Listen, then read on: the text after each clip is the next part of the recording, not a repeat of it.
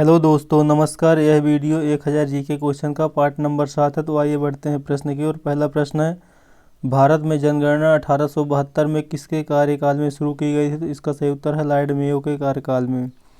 अगला प्रश्न है, भारत में नियमित जनगणना की शुरुआत कब की गई थी? तो इसका सही उत्तर है 1881 में लॉर्ड रिपन के कार्यकाल में। अगला प्रश्न है, किस वर्ष को महान विभाजक वर्ष के रूप में जाना जाता है? तो इसे 1921 को महान विभाजक वर्ष के रूप में जाना जाता है। अगला प्रश्न है, जनगणना 2011 के अनुसार भारत का जनसंख्या घनत्व कितना है? तो यह 382 व्यक्ति प्रति वर्ग किलोमीटर है। अगला प्रश्न है, जनगणना 2011 के अनुसार न्यूनतम साक्षरता वाला राज्य कौन सा है? तो इसका सही उत्तर है बिहार। और अगर अधिकतम साक्षरता वाला राज्य पूछे तो केरल है। अगला प्रश्न है, जनगणना 2011 के अनुसार सर्वाधिक साक्षरता प्रतिशत वाला केंद्र शासित प्रदेश कौन सा है? तो इसका सही उत्तर है लक्षद्वीप। अगला प्रश्न है, इडुक्की परियोजना किस नदी पर चल रही है? तो इसका सही उत्तर है पेरियार नदी पर। अगला प्रश्न है, गंगा सागर परियोजना किस नदी पर चल रही है? तो इसका सही उत्तर है चंबल नदी पर।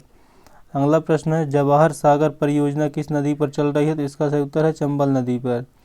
अगला प्रश्न है, बगलिहार परियोजना किस नदी पर चल रही है? तो सही उत्तर है चिनाब नदी पर।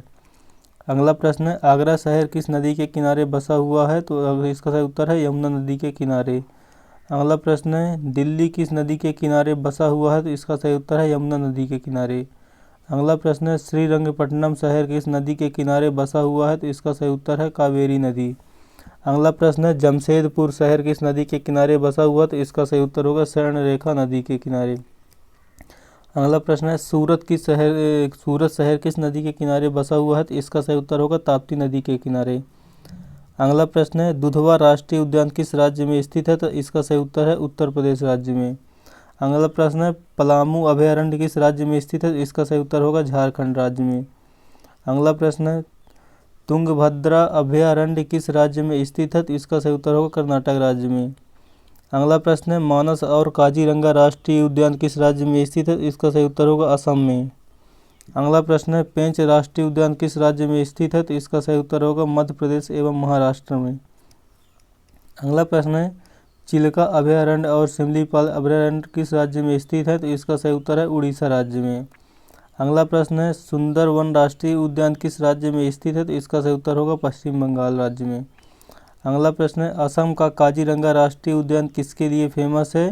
तो यह एक सींग वाला गैंडा के लिए फेमस है। अगला प्रश्न है, विश्व में रेड डाटा बुक का प्रकाशन कब किया गया था? प्रथम प्रकाशन कब किया गया था? तो इसका सही उत्तर होगा 1964 में।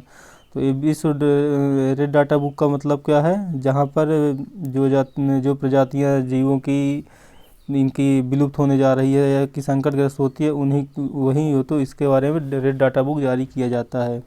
अगला प्रश्न है, भारत का प्रवेश द्वार किस शहर को कहा जाता है? तो इसका सही उत्तर होगा मुंबई को। अगला प्रश्न है, किस शहर को गुलाबी नगर के रूप में जाना जाता है? तो इसका सही उत्तर होगा जयपुर को, यहाँ पर होगा जयपुर को। अगला प्रश्न है, ईश्वर का निवास स्थान किस शहर को कहा जाता है? तो इसका सही उत्तर होगा प्रयाग को। अगला प्रश्न है, किस शहर को झीलों का नगर कहा जाता है? तो इसका सही उत्तर होगा श्रीनगर को। एक प्रश्न है, आपको याद कर लेना है अलग से कि नवाबों का शहर किसे कहा जाता है? तो लखनऊ को नवाबों का शहर कहा जाता है। अगला प्रश्न है, दक्षिण भारत की गंगा किस नदी को कहा जाता है? तो इसका सही उत्तर होगा कावेरी नदी को दक्षिण भारत की गंगा कहा जाता है। अगला प्रश्न है, अरब सागर की रानी किसे कहा जाता है? तो इसका सही उत्तर होगा कोच्चि को अरब सागर की रानी कहा जाता है। अगला प्रश्न है, सोमपेन जनजाति भारत में कहाँ पर पाई जाती है? तो इसका सही उत्तर होगा निकोबार द्वीप समूह में। अगला प्रश्न है, नीलगिरी की पहाड़ियों पर मुख्यतः कौन सी जनजाति पाई जाती है? तो इसका सही उत्तर होगा टोडा जनजाति। अगला प्रश्न है, किस जनजाति के लोग पुजारी को नायक कहते हैं? तो यह संथाली जनजाति के लोग जो हैं तो पुजारी को नायक कहते हैं। अगला प्रश्न है, टाइगर मैन ऑफ इंडिया किसे कहा जाता है? तो इसका सही उत्तर होगा कैलाश सांखला को। अगला प्रश्न है, क्षेत्रफल की दृष्टि से भारत का सबसे बड़ा बाघ रिजर्व कौन सा है? तो इसका सही उत्तर नागार्जुन सागर श्रीशैलम आंध्र प्रदेश में स्थित है।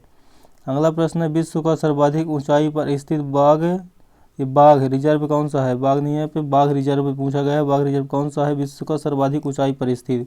तो यह नामदफा बाघ रिजर्व है जो कि अरुणाचल प्रदेश में स्थित है। अगला प्रश्न है, रामगंगा नदी किस राष्ट्रीय उद्यान से बहती है? तो रामगंगा नदी हो तो जिम कॉर्बेट नेशनल पार्क से बहती है।